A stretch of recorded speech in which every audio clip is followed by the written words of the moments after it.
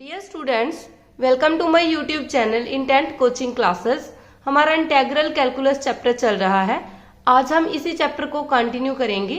अगर आपने इसकी पहले वाली वीडियोस नहीं देखी तो उसका लिंक डिस्क्रिप्शन में दिया हुआ है, आप वहां से देख सकते हो।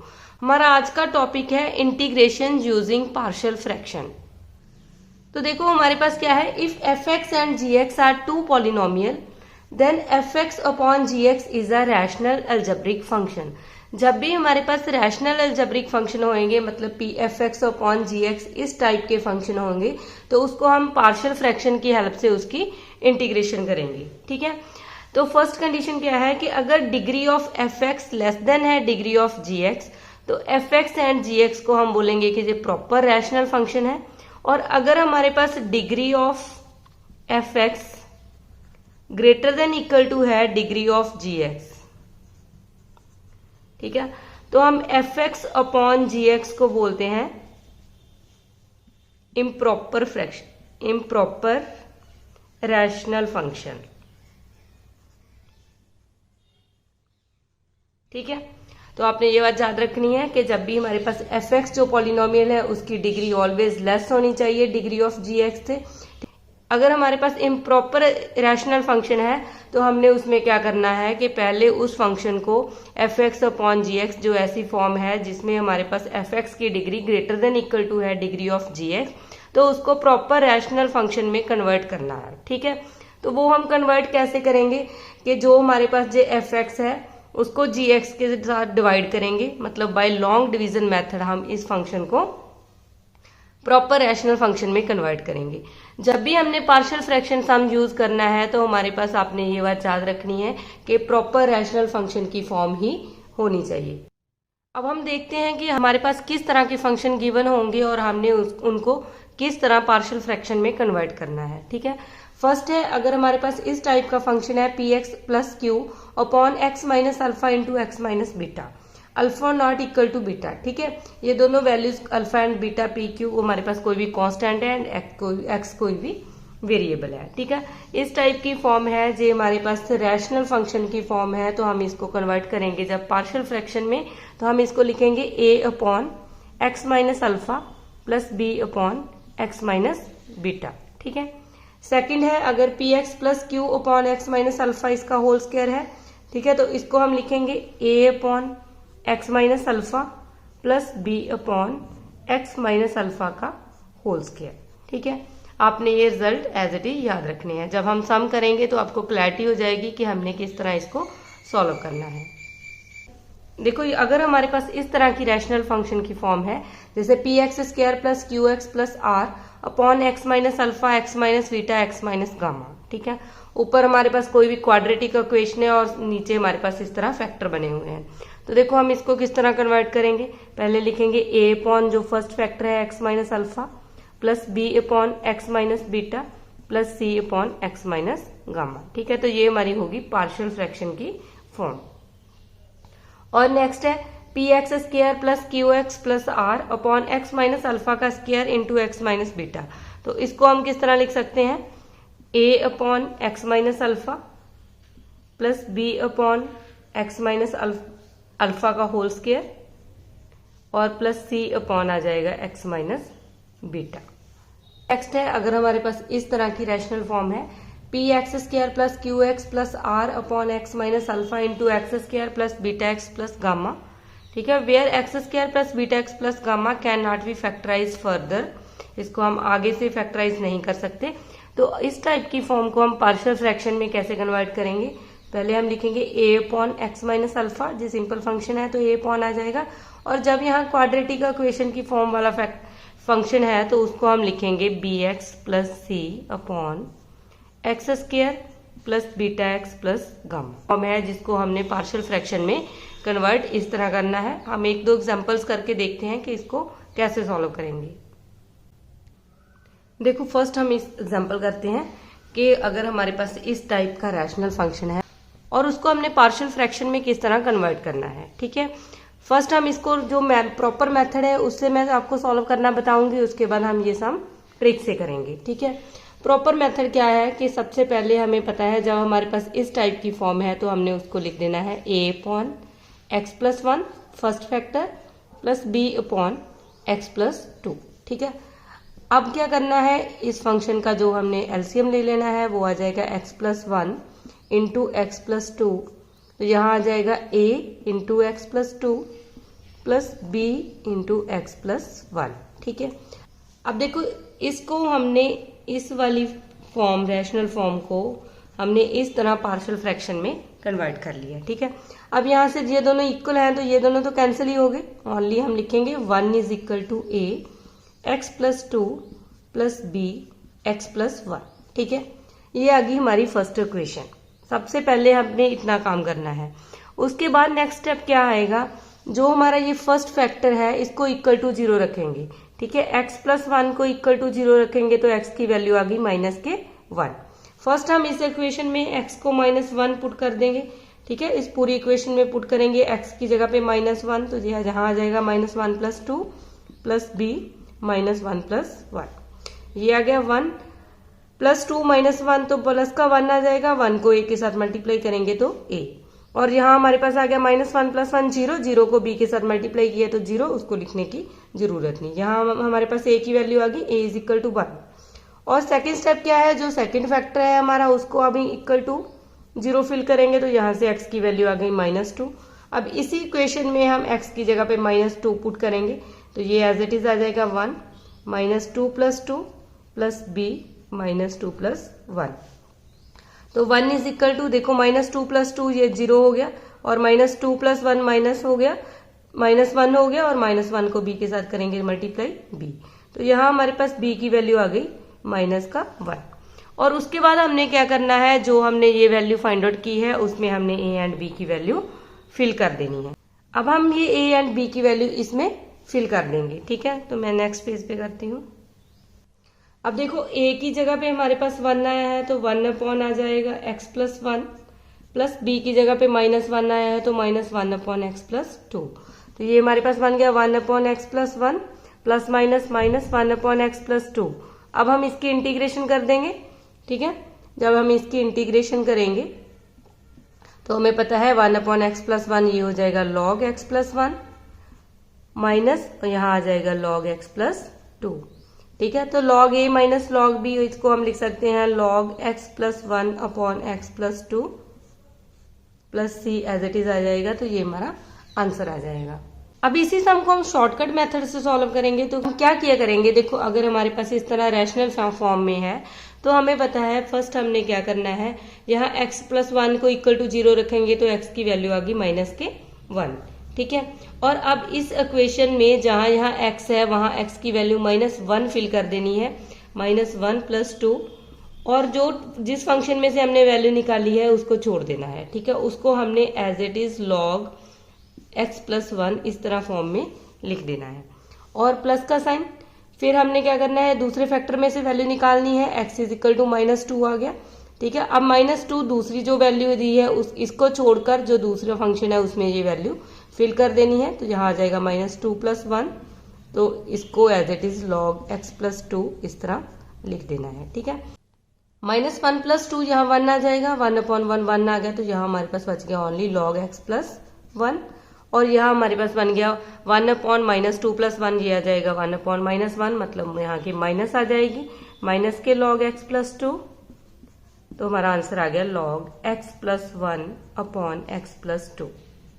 ठीक है, तो हम सभी सम जो भी पार्शियल फ्रैक्शन के हैं तो हम ऐसे ही शॉर्ट मेथड से किया करेंगे ताकि हमारा जो टाइम है वो ज्यादा ना लगे। ठीक है, देखो हमारी सेकंड एग्जांपल है, अगर हमारे पास इस टाइप का सम आता है तो इसको भी हम शॉर्टकट की हेल्प से ही सॉल्व करेंगे। देखो किस तरह, अगर हमारे पास यहाँ सेम फंक्शन है तो सबसे पहले हम पुट कर लेंगे एक्स स्क्वायर को y। ठीक है, तो यहाँ से हमारे पास ये वैल्यू बन जाएगी y अपॉन y प्लस 4, और यहाँ आ जाएगा y प्लस 9। ठीक है, तो अब आपने ये नहीं देखना कि ये पहले वाला फंक्शन ही बना है, जो हमने अभी पहले एग्जांपल की थी उसको हमने शॉर्ट मेथड से किया था। हमने इस सम को ऐसे शॉर्ट मेथड से नहीं करना। ठीक है, क्योंकि जहां जो हमारा मेन फंक्शन है वो इस टाइप में है, हमने इंटीग्रेशन इस फंक्शन की करनी है ना कि इस फंक्शन की। ठीक है, तो हम इसकी हेल्प से क्या फाइंड आउट कर सकते हैं, हम इसकी हेल्प से ओनली कोफिशिएंट फाइंड आउट कर सकते हैं, वो हम सेम मेथड यूज करेंगे। पहले हम y प्लस 4 है, इसको इक्वल टू 0 रखेंगे तो y की वैल्यू -4 है। अब इस टर्म को छोड़ देना है, इन दोनों टर्म्स में y की जगह पे -4 फिल करेंगे तो यहाँ से हमारे पास आ जाएगा -4 अपॉन -4 प्लस 9 आ जाएगा 5। इसका मतलब जो फर्स्ट टर्म है उसका जो कोफिशिएंट है वो आ जाएगा -4 अपॉन 5। सेम हम सेकेंड टर्म का कोफिशिएंट फाइंड आउट कर लेंगे। अब y प्लस 9 को इक्वल टू 0 रखेंगे तो y इज इक्वल टू आ गया -9। अब -9 यहाँ पुट करेंगे तो ये हमारे पास आ जाएगा -9 अपॉन, अभी इसमें फिल नहीं करनी वैल्यू, ओनली इसमें फिल करनी है -9 प्लस 4 तो ये आ जाएगा -5। माइनस माइनस कैंसिल होगी, यहाँ हमारे पास आ गया 9 अपॉन 5। ठीक है, जब हमने ये कोफिशिएंट फाइंड आउट कर लिए तो अब हम डायरेक्टली इस सम में यूज करेंगे। देखो -4 अपॉन 5, उसके बाद हम इंटीग्रेशन करेंगे 1 upon X square plus 4 dx की, फिर प्लस का साइन, फिर ये वाली टर्म आ जाएगी 9 अपॉन 5 और जहां आ जाएगा 1 upon integration x square plus 9 into dx। ठीक है, तो अब देखो, अब इसकी इंटीग्रेशन -4 अपॉन 5, हमें पता है इसको हम लिख सकते हैं 1 अपॉन एक्स स्क्वायर प्लस 4 को लिख सकते हैं 2 का स्क्वायर dx। ऐसे ही 9 अपॉन 5 एज इट इज, और इसको लिख सकते हैं 1 अपॉन एक्स स्क्वायर प्लस 3 का स्क्वायर इंटू dx। तो देखो अब हम इसकी इंटीग्रेशन कर देंगे, वो आ जाएगी -4 upon 5, 1 upon X square plus A square, इसकी इंटीग्रेशन होती है 1 upon A tan inverse X upon A की वैल्यू यहाँ 2 है, प्लस 9/5 एज इट इज, इसकी इंटीग्रेशन आ जाएगी 1 अपॉन ए की वैल्यू है 3 tan inverse X upon 3 plus C, ये हमारा आंसर आ गया। ठीक है, अब इसको कैंसिल भी कर सकते हो, 2 2 4 -2/5 tan इनवर्स एक्स बाई 2, यहाँ से 3 कैंसिल हो जाएगा, 3 3 9 plus 3/5 tan inverse X upon 3 plus C, तो ये हमारा आंसर आ गया। ठीक है, जब सेम वैल्यू होगी हमने उसको कन्वर्ट कर लेना है, उसके बाद ओनली कोफिशिएंट कंपेयरिंग कर लेने हैं शॉर्ट मेथड से, और जो नीचे वाली टर्म प्लस बाकी उसकी एज इट इज इंटीग्रेशन कर देनी है। देखो नेक्स्ट सम है integration cos x upon 1 plus sine x into 2 plus sine x. अब देखो अगर हम इस सम में क्या करें, साइन x को t पुट कर लें तो साइन x का डेरिवेटिव आ जाएगा cos x dx is equal to dt। अब यहाँ हमारे पास ये फॉर्म कन्वर्ट हो जाएगी dt अपॉन 1 प्लस टी और 2 प्लस टी। ठीक है, तो अब इस फंक्शन को देखो, अब हमारे पास पार्शियल फ्रैक्शन जो फर्स्ट फॉर्म थी वही उसी फॉर्म में कन्वर्ट हो गया, तो हम इसको एज इट इज लिखेंगे क्योंकि यहाँ कोई भी स्केलिंग वगैरह नहीं है। ठीक है, तो अब हमने क्या करना था कि अब पहले हमने t को -1 पुट करना है। ठीक है, यहाँ हमारे पास 1 इंटू dt लिख सकते हैं इसको हम, t की वैल्यू -1 है तो ये हमारे पास आ जाएगा 1 अपॉन, यहाँ -1 फिल करेंगे तो 2 - 1 और साथ में आ जाएगा log 1 प्लस टी और प्लस का साइन, और उसके बाद हमने क्या करना है, t की वैल्यू को -2 फिल करना है तो यहाँ हमारे पास आ जाएगा 1 अपॉन, यहाँ हमारे पास है -2 पुट करेंगे जहाँ t की जगह पे 1 - 2 और साथ में आ जाएगा log 2 प्लस टी। तो ये हमारे पास बन गया 2 - 1 1 अपॉन 1 ही आ गया, तो यहाँ आ गया log 1 प्लस टी, और यहाँ हमारे पास बन गया माइनस का 1 तो यहाँ आ गया माइनस के log 2 प्लस टी। तो इसको हम लिख सकते हैं log 1 plus t upon upon 2 plus t. ठीक है, log a minus b upon, इसका फार्मूला होता है log a अपॉन बी। अब t की वैल्यू फिल कर देंगे, log 1 प्लस टी हमारे पास हमने पुट किया था साइन एक्स को, और upon 2 plus sine X plus C, तो ये हमारा आंसर आ गया। देखो हम एक और एग्जांपल करते हैं। देखो हम इसको पहले प्रॉपर मेथड से ही सॉल्व करेंगे। तो अब इसको हम किस तरह लिखना है, हमें पता है जब हमारे पास इस टाइप की फॉर्म है तो हम देखो जी पहले तो ये देखना होता है कि ये प्रॉपर रैशनल फंक्शन में की फॉर्म होनी चाहिए। ठीक है, जो एफ एक्स की डिग्री है वो ऑलवेज जी एक्स की डिग्री से लेस होनी चाहिए। जब हम इसको ओपन करेंगे तो यहाँ डिग्री हमारे पास क्यूब है और यहाँ स्क्वायर है, तो ये प्रॉपर रैशनल फंक्शन की फॉर्म है, तो हम इसमें पार्शियल फ्रैक्शन अप्लाई करेंगे। ठीक है, तो अब इसको लिखा कैसे जाता है, a अपॉन एक्स प्लस 2, और जब क्वाड्रेटिक इक्वेशन की फॉर्म है तो हम उसको लिखते हैं बी एक्स प्लस सी अपॉन एक्स स्क्वायर प्लस 1। ठीक है, तो अब नेक्स्ट स्टेप क्या है हमारा कि हमने इसका एलसीएम ले लेना है। ठीक है, तो इसका एलसीएम आ जाएगा x plus 2 X square plus 1 a into x square plus 1 as it is plus B x plus C और इसको मल्टीप्लाई हो जाएगा ये x प्लस 2 से। अब दोनों साइड को अगर हम कंपेयरिंग करें तो ये नीचे वाली टर्म और ये टर्म तो कैंसिल होगी और हमारे पास बच गया only x square plus x plus 1, जो इसके ऊपर टर्म है वो इक्वल टू आ जाएगी a into x square plus 1 plus B x plus c x plus 2। ठीक है, जब इस टाइप में इक्वेशन बन जाती है अब हमने फाइंड आउट करना है a, b एंड c की वैल्यू। ठीक है, उसके लिए क्या करना है, पहले तो जैसे हमारे पास जो सिंपल फैक्टर है इसको इक्वल टू 0 रखेंगे, x plus 2 is equal to 0 रखेंगे तो x की वैल्यू आ जाएगी माइनस के 2। ठीक है, तो यहाँ पूरी इक्वेशन में x की जगह पे माइनस 2 फिल कर देंगे, x is equal to minus 2, तो यहाँ आ जाएगा माइनस 2 का square plus minus 2 plus 1 a, यहाँ आ जाएगा माइनस 2 का square plus 1 plus b, x की जगह पे माइनस 2 प्लस c और यहाँ आ गया माइनस 2 प्लस 2। इसको सॉल्व किया 4 माइनस 2 प्लस 1 ये आ गया माइनस 2 का स्क्वायर प्लस का 4 प्लस 1 आ गया 5। ठीक है, ये पूरी टर्म 0 होगी क्योंकि माइनस 2 प्लस 2 0 हो जाएगा, 0 को इसके साथ मल्टीप्लाई करेंगे तो 0। अब यहाँ हमारे पास बन गया 4 प्लस 1 5 में से 2 को माइनस करेंगे 3 इज इक्वल टू आ गया 5a। तो हमने a की वैल्यू फाइंड आउट कर ली, a की वैल्यू आ गई 3.5। ठीक है, a जब कांस्टेंट a तो फाइंड आउट हो गया। अब हम फाइंड आउट करेंगे b एंड c की वैल्यू। ठीक है, तो हम नेक्स्ट पेज पे मूव करते हैं। देखो अब यहाँ हमारे पास ये प्रॉपर फैक्टर नहीं बन रहा। ठीक है, तो अब सेकंड कोई भी वैल्यू लेके पुट कर लो, जैसे हमने x को यहाँ 0 फिल कर लिया तो यहाँ 0 फिल करेंगे तो ये भी 0 हो गया, ये आ गया 1 और a यहाँ भी 0 आ गया तो 0 प्लस 1 इसको a के साथ मल्टीप्लाई करेंगे तो a आ जाएगा और यहाँ हमारे पास ये वाली टर्म 0 हो जाएगी और यहाँ आ जाएगा c 0 प्लस 2। ठीक है, यानी कि 1 इज इक्वल टू आ गया a प्लस 2c। अब a की वैल्यू ऑलरेडी हमने फाइंड आउट कर ली है, a की वैल्यू 3/5 है, जहाँ a की वैल्यू हम 3/5 फिल कर देंगे तो यहाँ से हमारे पास c की वैल्यू फाइंड आउट हो जाएगी। ठीक है, ये आ जाएगा 1 minus 3/5 is equal to 2c। 5 इसका एलसीएम ले लेंगे, 5 माइनस 3 आ गया हमारे पास 2/5 इज इक्वल टू 2c और c की वैल्यू आ गई 2/5 अपॉन 2 कैंसिल हो गया तो c की वैल्यू आ गई 1/5। अब a भी फाइंड आउट हो गया, c भी फाइंड आउट हो गया, ओनली b रह गया। अगर हम b को इसके साथ मल्टीप्लाई करते हैं तो ये हमारे पास एक्स स्क्वायर का कोफिशिएंट b बन रहा है। ठीक है, तो b की वैल्यू फाइंड आउट करने के लिए हम अब कंपेयरिंग कर लेंगे, comparing coefficient of x square. ठीक है, एक्स स्क्वायर का कोफिशिएंट इस तरफ देखें तो 1 आ रहा है। अब यहाँ एक्स स्क्वायर का कोफिशिएंट वो a है और यहाँ एक्स स्क्वायर का जो कोफिशिएंट है वो है b। ठीक है, एक्स स्क्वायर के कोफिशिएंट को कंपेयरिंग किया और a की वैल्यू 3/5 है तो यहाँ से हम b फाइंड आउट कर लेंगे। सिमिलर अगर हम x का कोफिशिएंट भी कंपेयरिंग कर सकते हैं, हमने ये देखना है कि हमने कौन सी वैल्यू फाइंड आउट करनी है। ठीक है, अगर हमने c फाइंड आउट करना होता है तो c को अगर हम मल्टीप्लाई करते हैं तो x के साथ मल्टीप्लाई करके x के कोफिशिएंट कंपेयरिंग करके भी हम c फाइंड आउट कर सकते थे और कांस्टेंट टर्म को कंपेयरिंग करके भी हम c फाइंड आउट कर सकते हैं। ठीक है, ऐसे आप किसी भी टर्म्स को कंपेयरिंग कर सकते हो। यहाँ आ गया हमारे पास 1 minus 3/5 is equal to b, 5 minus 3 आ गया 2/5 इज इक्वल टू b। अब हमने a b c तीनों की वैल्यू फाइंड आउट कर ली। अब ये तीनों की वैल्यू जो हमारे पास फर्स्ट इक्वेशन गिवन थी उसमें हम ये वैल्यू फिल करते हैं। ठीक है, तो नेक्स्ट पेज पे करती हूँ इसको मैं। अब देखो फर्स्ट हमने ऐसे कन्वर्ट किया था, अब इसमें हमने a b c की वैल्यू जो फाइंड आउट कर ली है इसमें फिल कर देनी है।